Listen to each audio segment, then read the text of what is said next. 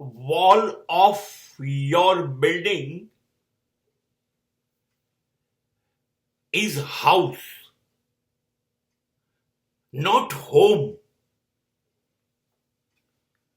દિવાલો જ્યાં હોય ને ત્યાં મકાન હોય છે, ઘર નહીં. દરેક મકાન ઘર નથી, એ મકાન છે. ઘર બહુ જ લાગણીશીલ ઘટના છે. સિમેન્ટ, માટી, ચૂના જેવી બાબત નથી. એ વહી જાય છે. ઘર બને છે તમારા મા બાપથી, એના આશીર્વાદથી. એની આંખ ઠરે તમને જોઈને, એનાથી. ઘર છે સાંજે પાછા આવો ત્યારે બારીએ વરંડામાં રાહ જોઈને ઉભેલી તમારી પત્નીની આંખમાં તમારું ઘર છે.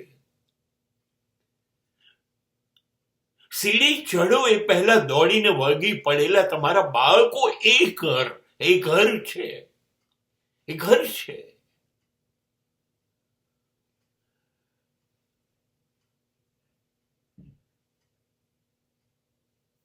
તમારી પત્ની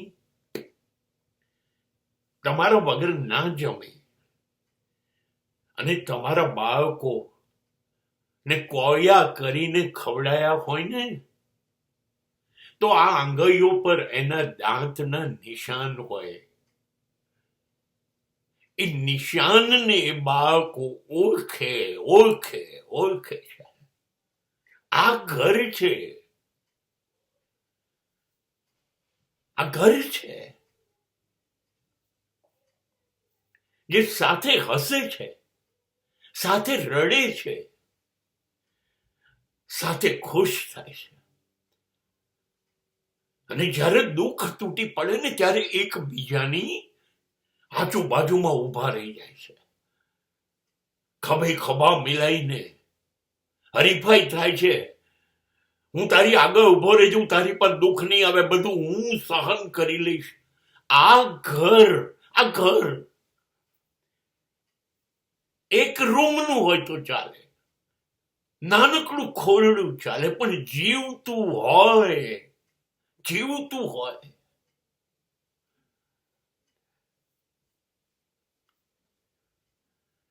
આ ઘર છે. બાકી 5 બેડરૂમનું મકાન, વેલ ફર્નિશ્ડ, સારો એરિયા, એ બધું મકાન છે.